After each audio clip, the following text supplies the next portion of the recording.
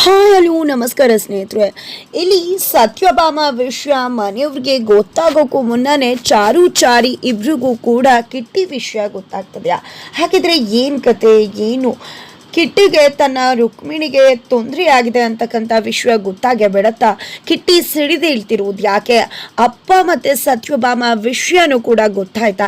ವೈಶಾಖ ಆಡಿದ್ದೇನು, ಮಾತನಾಡಿದ್ದೇನು, ಇದೆಲ್ಲವನ್ನೂ ಕೂಡ ತಿಳ್ಕೋಬೇಕು ಅಂದರೆ ಈಗಲೇ ನಮ್ಮ ಈ ಚಾನಲ್ನ ಸಬ್ಸ್ಕ್ರೈಬ್ ಮಾಡಿ, ಹಾಗೆ ಈ ಒಂದು ವಿಡಿಯೋವನ್ನು ಪೂರ್ತಿಯಾಗಿ ನೋಡಿ.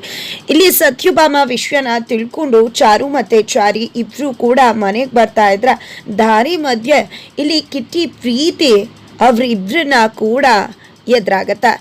ಈ ಕಡೆ ರಾಮಾಚಾರಿನೇ ಹುಡುಗಿನ ಕಾಪಾಡ್ತಾನೆ. ಆದ್ರೆ ಆ ಹುಡುಗಿನ ರಾಮಾಚಾರಿ ಕಾಪಾಡಿದ್ರು ಕೂಡ ಆ ಹುಡುಗಿ ರಾಮಾಚಾರಿನ ಬೈದು ರೇಗಿ ಹೋಗ್ಬಿಡ್ತಾಳೆ. ಇದರಿಂದ ಚಾರುಗೆ ಮತ್ತೆ ರಾಮಾಚಾರಿಗೆ ಇಬ್ರಿಗೂ ಕೂಡ ಆಶ್ಚರ್ಯ ಆಗತ್ತೆ. ಏನಪ್ಪಾ ಇದು, ಆ ಹುಡುಗಿನ ಕಾಪಾಡಿದ್ದು ಥ್ಯಾಂಕ್ಸ್ ಹೇಳ್ಬೇಕಿತ್ತು, ಅಂಥದ್ರಲ್ಲಿ ಆ ಹುಡುಗಿ ನೋಡಿದ್ರೆ ಈ ರೀತಿ ಮಾತನಾಡಿ ಹೋಗ್ತಿದ್ದಾಳಲ್ಲ, ಏನ್ ಕತೆ ಏನು ಅಂತ. ಆದ್ರೆ ಆ ಹುಡುಗಿ ಮಾತ್ರ ರಾಮಾಚಾರಿನ ಕಿಟ್ಟಿ ಅನ್ಕೊಂಡಿದ್ದೆ, ಇವನು ಅನ್ಕೊಂಡಷ್ಟು ಒಳ್ಳೆಯವನಲ್ಲ ಮೇಡಮ್ ಅಂತಾನೆ ಚಾರುಗೆ ಹೇಳಿ ಹೋಗ್ತಾಳೆ.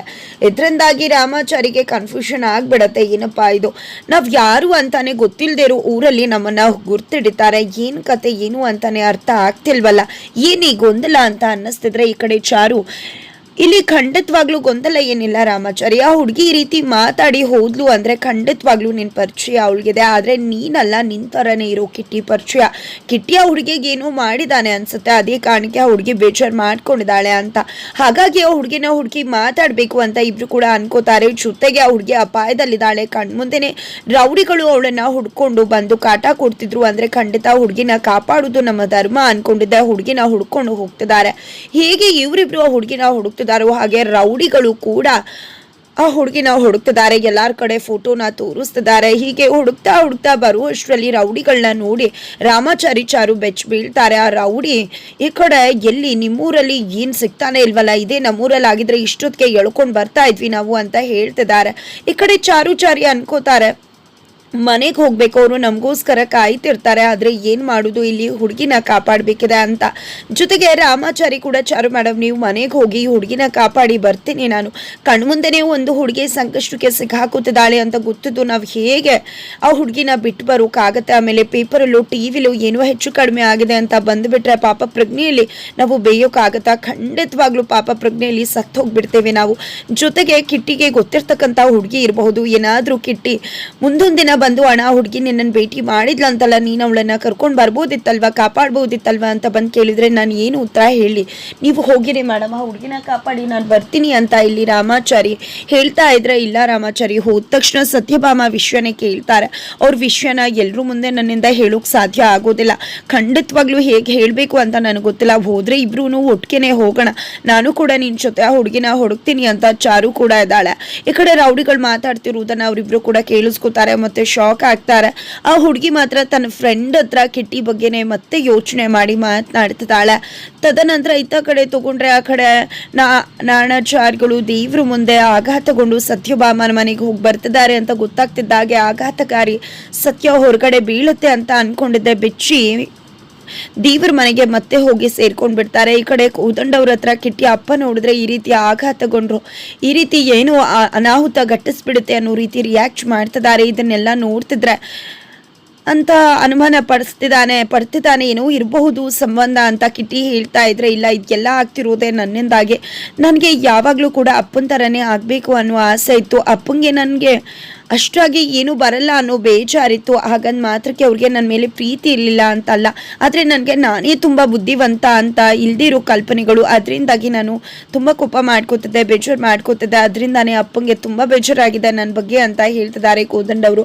ನಾನು ಸ್ಕೂಲಲ್ಲಿ ಇರಬೇಕಿದ್ರೆ ಏನಾಗ್ತೀಯ ನೀನು ಅಂತ ಆಸೆ ಪಡ್ತೀಯ ಅಂತ ಕೇಳಿದ್ರೆ ನಾನು ಅಪ್ಪ ಆಗ್ತೀನಿ ಅಂತ ಹೇಳಿದೆ, ಆದರೆ ಟೀಚರ್ ಮಾತ್ರ ಏನು ಈ ರೀತಿ ಎಲ್ಲ ಮಾತನಾಡ್ತಾರ ಅಂತ ಹೇಳಿದ್ರು. ಆದರೆ ನಾನು ಹೇಳಿದ ಅದರಲ್ಲ, ಅಪ್ಪನ ಥರ ನಾನು ಸಾಧನೆ ಮಾಡ್ತೀನಿ, ಅಪ್ಪನ ಥರ ಆಗ್ತೀನಿ ಅಂತ. ನಾನು ಒಂದು ಅಪ್ಪನ ಥರ ಆಗ್ತೀನಿ ಅಂತ ಹೇಳಿದ್ದೀನಿ ಅಂದರೆ ನನಗೆ ಅಪ್ಪನ ಬಗ್ಗೆ ಎಷ್ಟು ನಂಬಿಕೆ ಪ್ರೀತಿ ಇರ್ಬೋದು, ಅಪ್ಪನ ವ್ಯಕ್ತಿತ್ವ ಹೇಗಿರ್ಬೋದು ಅನ್ನೋದನ್ನ ನೀನು ಯೋಚನೆ ಮಾಡಬೇಕು ಕಿಟ್ಟಿ. ಖಂಡಿತವಾಗ್ಲೂ ಅಪ್ಪ ಆ ರೀತಿ ಮಾಡಿರ್ಲಿಕ್ಕೆ ಸಾಧ್ಯನೇ ಇಲ್ಲ. ಅಪ್ಪ ತುಂಬಾನೇ ಒಳ್ಳೆಯವರು ಅಂತ ಹೇಳಿ ಕಿಟ್ಟಿ ಹತ್ರ ಹೇಳ್ತಿದ್ದಾರೆ ಕೋದಂಡವರು. ಆದ್ರೂ ಕೂಡ ಈ ವೈಶ್ವಕ ನೋಡಿದ್ರೆ ಈ ರೀತಿ ಮಾತಾಡ್ತಿದಾರಲ್ಲ ಅಂತ ಹೇಳ್ತಿದ್ರೆ ಈ ಕಡೆ ಕಿಟ್ಟಿ ಅವಳೇನೋ ಮಾತಾಡ್ತಾಳೆ, ಅವಳಿಗೇನೋ ಈ ಮನೇಲಿ ಉಳ್ಕೋಬೇಕು ಅನ್ನೋದಿದೆ, ಅದಕ್ಕೆ ಏನೇನೋ ಮಾತಾಡ್ತಿರ್ತಾಳೆ ಅಂತ ಹೇಳ್ತಿದ್ದಾರೆ ಕೋದಂಡವರು. ಹಾಗಂದ್ ಮಾತ್ರಕ್ಕೆ ಅಪ್ಪ ಯಾಕೆ ಅವಳ ಮಾತಿಗೆ ಒಪ್ಕೋಬೇಕಾಗಿತ್ತು, ಅವಳು ಹೇಳಿದ ತಕ್ಷಣ ಮಾತಿಗೆ ಯಾಕೆ ಹೋಗ್ಬಿಟ್ರು ಅಂತ ಕೇಳ್ತಿದ್ದಾರೆ ಕಿಟ್ಟಿ. ಇವಾಗ ರಾಮಾಚಾರಿ ಚಾರು ಬರ್ತಾರಲ್ವ, ಅವ್ರು ಎಲ್ಲವನ್ನೂ ಕೂಡ ಹೇಳ್ತಾರೆ, ಆಗ ನಮ್ಮ ಎಲ್ಲ ಅನುಮಾನ ಕೂಡ ಪರಿಹಾರ ಆಗತ್ತೆ ಅಂತ ಕೋದಂಡವರು ಹೇಳುವಷ್ಟರಲ್ಲಿ ವೈಶ್ವಕನೇ ಬರ್ತಾಳೆ. ಎಲ್ಲೋ ಹೋಗ್ತಿರ್ತಾರೆ. ಎಲ್ಲೋ ಹೋಗ್ತಿದ್ಯಾ ನೀನು? ಚಾರುಚಾರಿ ಬರೋ ಹೊತ್ತಾಯ್ತು. ಅವರು ಸತ್ಯಭಾಮ ಮನೆಗೆ ಹೋಗಿದ್ದಾರೆ. ಸತ್ಯಭಾಮ ಮನೆಗೆ ಹೋಗಿ ಎಲ್ಲ ವಿಷಯ ತಿಳ್ಕೊಂಡು ಬಂದಿದ್ದಾರೆ. ಅವ್ರು ಬರ್ಬೇಕಿದ್ರೆ ನೀನು ಕೂಡ ಇಲ್ಲೇ ಇರ್ಬೇಕಲ್ವಾ, ಇಲ್ಲೇ ಇರಬೇಕು, ನೀನು ಎಲ್ಲೂ ಕೂಡ ಹೋಗ್ಬಾರ್ದು ಅಂತ ಕೋದಂಡವ್ರು ಹೇಳಿದಾಗ ಹೌದಾ ಸರಿ ಆಯ್ತು ಬಿಡಿ, ನಾನು ಎಲ್ಲೂ ಹೋಗೋದಿಲ್ಲ, ಏನ್ ನಿಮ್ಮ ಮಾತಿನ ಅರ್ಥ ನನ್ನ ಮನೆಯಿಂದ ಆಚೆ ಕಳಿಸ್ಬೇಕು ಅಂತಾನ? ಇದು ಒಳ್ಳೆ ಚೆನ್ನಾಗಿ ಆಯ್ತಲ್ಲ, ನನಗೂ ನ್ಯಾಯ, ನಮ್ಮ ಅಪ್ಪನಿಗೋದ್ ನ್ಯಾಯ, ನಿಮ್ಮ ಅಪ್ಪನಿಗೂ ನ್ಯಾಯ ಅಂದ್ರೆ ಎಲ್ರಿಗೂ ಒಂದೇ ರೀತಿಯ ನ್ಯಾಯ ಇರಬೇಕು. ಚಾರುಚಾರಿ ಬರ್ತಾರೆ ಅಂತ ಹೇಳಿದ್ರಲ್ವಾ, ಬಂದು ಸತ್ಯ ಹೇಳ್ತಾರಲ್ಲ, ನಾನು ಯಾಕೆ ಸುಳ್ಳು ಹೇಳಿ? ಆಗ ನಿಮ್ಗೆ ಗೊತ್ತಾಗತ್ತೆ ನಿಮ್ಮ ಅಪ್ಪನಂತ ಅಪ್ಪಂಗೆ ನೀವೇನ್ ಮಾಡ್ತೀರಾ ಅನ್ನೋದನ್ನ ನಾನು ಕೂಡ ನೋಡ್ಬೇಕಾಗಿದೆ. ಆಘಾತಕಾರಿ ಸತ್ಯಕ್ಕೆ ನೀವು ಕೂಡ ಆಘಾತಗೊಳ್ಳೇಬೇಕಾಗತ್ತಲ್ವಾ. ಏನ್ ಮಾಡ್ತಾರೆ ಮಕ್ಕಳು ಅಪ್ಪಂಗೆ ಅನ್ನೋದನ್ನ ನಾನು ಕಾದ್ ನೋಡ್ತೀನಿ, ಎಲ್ಲೂ ಹೋಗೋದಿಲ್ಲ, ಇಲ್ಲೇ ಉಳ್ಕೋತೀನಿ ಅಂತ ಹೇಳಿ ವೈಶಾಖ ಕೂಡ ಅಲ್ಲೇ ಉಳ್ಕೋತಿದ್ದಾಳೆ.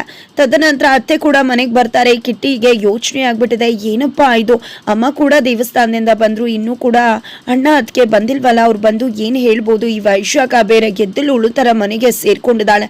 ಅಣ್ಣ ಅದಕ್ಕೆ ಬಂದು ಸತ್ಯ ಹೇಳಿ, ಅಪ್ಪಂದೇನು ತಪ್ಪಿಲ್ಲ ಅಂದ್ಲಿ, ಅವ್ವಾಗಿದೆ ಇವಳಿಗೆ ಮಾರಿ ಹಬ್ಬ, ಯಾವುದೇ ಕಾರಣಕ್ಕೂ ಬಿಡುವುದಿಲ್ಲ ಅಂತ ಅನ್ಕೋತಿದ್ದಾನೆ. ಅದೇ ರೀತಿ ವೈಶಾಖಗೂ ಕೂಡ ಕಿಟ್ಟಿ ಎಚ್ಚರಿಕೆ ಕೊಟ್ಟಿದ್ದ, ಅವರಿಬ್ರು ಬಂದ ಮೇಲೆ ಏನಾದ್ರೂ ನೀನು ಹೇಳಿರೋದು ಅದು ಇದು ಸುಳ್ಳು ಅಂತ ಅನ್ನಿಸ್ಬೇಕು, ಆಮೇಲೆ ಇದೆ ನಿನ್ ಗ್ರಹಚಾರ ಬಿಡಲ್ಲ ನಿನ್ನ ಅಂತ ಎಚ್ಚರಿಕೆ ಕೊಟ್ಟಿರ್ತಾನೆ ಕಿಟ್ಟಿ. ಇತ್ತ ಕಡೆ ಫ್ರೆಂಡ್ ಹತ್ರ ರುಕ್ಮಿಣಿ ಕಿಟ್ಟಿನ ನಾನು ಕೊನೆ ಬಾರಿ ಭೇಟಿ ಮಾಡಿದಾಗ ಏನಾಯ್ತು ಅಂತ ಹೇಳ್ತಿದ್ದಾಳೆ. ಒಮ್ಮೆ ಕೂಡ ಅವ್ನು ನನ್ನ ಪ್ರೀತಿ ಮಾಡ್ತೀನಿ ಅಂತ ಹೇಳಿಲ್ಲ, ಆದ್ರೆ ಅವನ ಮನಸ್ಸಲ್ಲಿ ಇರ್ಲಿಲ್ವಾ ಅನ್ನೋದೇ ನನಗೀಗ ಅನುಮಾನ ಆಗ್ತಿದೆ. ನಾನು ಕಲ್ಪನೆ ಮಾಡ್ಕೊಂಡ್ಬಿಟ್ಟು ಅವನ ಮನಸ್ಸಲ್ಲೂ ಕೂಡ ನಾನು ಇದ್ದೀನಿ ಅಂತ ಅನ್ಕೋತಿದ್ದಾಳೆ. ಜೊತೆಗೆ ಕೊನೆ ದಿನ ಅವನು ಎಲ್ಲೋ ಹೋಗ್ತಿದ್ದ. ಇವತ್ತೊಂದಿನ ನಾನು ಈ ಒಂದು ಕೆಲಸ ಸಕ್ಸಸ್ ಆದ್ರೆ ಖಂಡಿತವಾಗ್ಲೂ ನನ್ನ ಬದುಕಿನಲ್ಲಿ ಇರ್ತಕ್ಕಂಥ ಎಲ್ಲ ಕೇಸ್ ಖುಲಾಸಿ ಆಗುತ್ತೆ ಅಂತ ಹೇಳ್ತಿದ್ದ. ಆದ್ರೆ ನನ್ನನ್ನು ಮರೆತು ಬಿಡು, ನಾನು ನಿನ್ನ ಪ್ರೀತಿಲಿ ಬಿದ್ದುಬಿಟ್ರೆ ಆಮೇಲೆ ರೌಡಿಸಮ್ ಬಿಡ್ಬೇಕಾಗತ್ತೆ, ಆ ನಂತರ ಎಲ್ಲರೂ ಕೂಡ ನನ್ನನ್ನು ದುಂಬಾಲ್ ಬಿದ್ದು ನನ್ನ ಕೊಂದು ಬಿಡ್ತಾರೆ, ಅದರಿಂದ ನಿನ್ನ ಬದುಕು ಹಾಳಾಗುತ್ತೆ, ಸುಮ್ಮನೆ ವಿನಾಕಾರಣ ನನ್ನ ಹಿಂದೆ ಸುತ್ತಬೇಡ, ನಿಂಗೆ ಒಳ್ಳೆ ಹುಡುಗ ಸಿಗ್ತಾನೆ ಹೋಗು ಅಂತ ಎಲ್ಲ ಹೇಳ್ದ. ಆದ್ರೆ ನಾನು ನೀನೇ ಒಳ್ಳೆ ಹುಡುಗ ಬದಲಾಗಬಹುದಲ್ವಾ, ನಿನ್ನನ್ನು ಮರ್ತು ಇರೋಕ್ಕಾಗೋದಿಲ್ಲ ಅಂತ ಹೇಳ್ದೆ ಅಂತ ರುಕ್ಮಿಣಿ ಕೊನೆಯ ದಿನ ಆಡಿದ ಮಾತುಗಳನ್ನ ಫ್ರೆಂಡ್ ಹತ್ರ ಹೇಳ್ತಿದ್ದಾಳೆ. ಇದರಿಂದಾಗಿ ನಮಗೆ ಗೊತ್ತಾಗ್ತಿರೋದು ಕಿಟ್ಟಿ ಕೊನೆ ಬಾರಿ ರಾಮಾಚಾರಿಗೆ ಮನೆಗೆ ಬರಬೇಕಿದ್ರೆ ಅವನು ಭೇಟಿ ಮಾಡಿದ್ದು ರುಕ್ಮಿಣಿನ ಮಾತ್ರ ಅಂತಕ್ಕಂಥದ್ದು ಗೊತ್ತಾಗ್ತದ. ಆ ಕಡೆ ಚಾರು ಹತ್ರ ಚಾರಿ ಅವತ್ತು ನಾನು ಪಂಕಿನ ಭೇಟಿ ಮಾಡೋಕೆ ಹೋದಾಗ, ಅಂದ್ರೆ ಕಿಟ್ಟಿ ಕ್ಲೋಸ್ ಫ್ರೆಂಡ್ ಇದ್ದ ಅಲ್ವಾ, ಅವನ್ನ ಭೇಟಿ ಮಾಡೋಕೆ ಹೋದಾಗ ಅವನು ಕೂಡ ಸತ್ತೋಗ್ಬಿಟ್ಟ. ಹಾಗೆ ಈ ಹುಡುಗಿಗೂ ಏನಾದರೂ ಹೆಚ್ಚು ಕಡಿಮೆ ಆಗ್ಬಿಟ್ರೆ ಖಂಡಿತ ಕಿಟ್ಟಿ ಇದನ್ನ ಕ್ಷಮಿಸೋದಿಲ್ಲ, ಸಹಿಸೋದು ಕೂಡ ಇಲ್ಲ. ಹುಡುಗಿ ಕಾಪಾಡೋದು ನಮ್ಮ ಜವಾಬ್ದಾರಿ ಅಂತ ಅನ್ಕೊಂಡು ಹುಡುಗಿನ ಮತ್ತೊಮ್ಮೆ ಹುಡುಕ್ತಿದ್ದಾರೆ. ಅತ್ತ ಕಡೆ ರೌಡಿಗಳಿಗೆ ಅಣ್ಣಾಜಿ ಕಾಲ್ ಮಾಡಿದ್ದಾರೆ. ಅಣ್ಣಾಜಿ ಕಾಲ್ ಮಾಡಿದ್ದೆ, ಚಂದಪ್ಪ ಕೂಡ ವಿಷಯ ಗೊತ್ತಾಗಿ ಬೆಂಗಳೂರಿಗೆ ಬರ್ತಿದ್ದಾನೆ. ಅವನು ಬರುವಷ್ಟರಲ್ಲಿ ನೀವು ಆ ಹುಡುಗಿನ ಹುಡುಕಿರ್ಬೇಕು, ಜೀವಂತವಾಗಿ ಅವಳು ಬರಬೇಕು, ಯಾಕಂದ್ರೆ ಅವಳಿಂದ ಸ್ವಲ್ಪ ಕೆಲಸ ಆಗೋದಿದೆ. ಆನಂತರ ಅವಳ ಇಲ್ಲೇ ನಾವು ಸಾಯಿಸ್ಬಿಡೋಣ, ಆದ್ರೆ ಅವಳು ಜೀವಂತವಾಗಿ ಕರೆದುಕೊಂಡು ಬರಬೇಕು, ಇಲ್ಲ ಅಂದ್ರೆ ನಾನಂತೂ ಸುಮ್ಮನಿರೋದಿಲ್ಲ, ದುಡ್ಡನ್ನು ತಗೊಂಡಿದ್ದೀರಾ, ಬೇಗ ಆದಷ್ಟು ಬೇಗ ಹುಡ್ಕೊಂಡು ಕರ್ಕೊಂಡು ಬನ್ನಿ ಅಂತ ಅಣ್ಣಾಜಿ ಹೇಳ್ತಿದ್ದಾರೆ. ಈ ಕಡೆ ರೌಡಿಗಳು ಕೂಡ ಚಂದಪ್ಪ ಬರ್ತಿದ್ದಾನಂತೆ, ಅವನು ಏನಾದ್ರೂ ಬಂದ್ರೆ ನಮ್ಮ ಕತೆ ಮುಗಿಸ್ಬಿಡ್ತಾನೆ, ಅವನು ಬರೋದ್ರ ಒಳಗಡೆ ಆ ಹುಡುಗಿನ ಎತ್ತಾಕೊಂಡು ಹೋಗ್ಬೇಕು ಜೀವಂತವಾಗಿ ಅಂತ ಹೇಳಿ ಹುಡುಕ್ತಾ ಇದ್ದಾರೆ. ಈ ಕಡೆ ರುಕ್ಮಿಣಿ ಕೂಡ ಫ್ರೆಂಡ್ ಹತ್ರ ಇನ್ನೇನಿದೆ, ಅವ್ನು ನನ್ನನ್ನು ಪ್ರೀತಿ ಮಾಡ್ತೀನಿ ಅಂತ ಹೇಳಲಿಲ್ಲ, ಹಾಗಾಗಿ ಅವನು ಮದುವೆ ಆಗಿ ಅವನ ಜೀವನದಲ್ಲಿ ಸೆಟಲ್ ಆಗಿದ್ದಾನೆ ಅಂತ ಅನ್ಸುತ್ತೆ, ಬಿಟ್ಟಾಕೋ ಅವನ್ನ ಮರಿಲೇಬೇಕಾಗತ್ತೆ. ನಾನು ಜೊತೆಗೆ ಇಲ್ಲಿರೋದ್ರಲ್ಲಿ ಇನ್ನೇನು ಕೂಡ ಅರ್ಥ ಇಲ್ಲ, ನಾನು ಊರಿಗೆ ಹೋಗ್ಬಿಡ್ತೀನಿ, ಅಪ್ಪ ಅಮ್ಮ ಇದ್ದ ಜಾಗದಲ್ಲೇ ನಾನು ಕೊನೆ ಉಸಿರನ್ನ ಬಿಡ್ತೀನಿ ಅಂತ ಹೇಳಿ ರುಕ್ಮಿಣಿ ಕೂಡ ಸಿದ್ಧವಾಗಿದ್ದಾಳೆ. ಹಾಗಿದ್ರೆ ಏನಾಗ್ಬಹುದು, ಏನ್ ಕತೆ? ರೌಡಿಗಳಿಂದ ಕಾಪಾಡಿ ಚಾರುಚಾರಿ ತಮ್ಮ ಜೊತೆಲೇ ರುಕ್ಮಿಣಿನ ಅವರ ಮನೆಗೆ ಕರ್ಕೊಂಡು ಹೋಗ್ತಾರೆ. ಏನು ಕತೆ ಏನಾಗ್ಬೋದು, ಇದು ಎಲ್ಲವನ್ನ ಕೂಡ ತಿಳ್ಕೊಬೇಕು ಅಂದರೆ ಈಗಲೇ ನಮ್ಮ ಈ ಚಾನಲ್ನ ಸಬ್ಸ್ಕ್ರೈಬ್ ಮಾಡಿ, ಹಾಗೆ ಮುಂದಿನ ವಿಡಿಯೋಗೋಸ್ಕರ ವೇಟ್ ಮಾಡೋದನ್ನು ಮರಿಬೇಡಿ.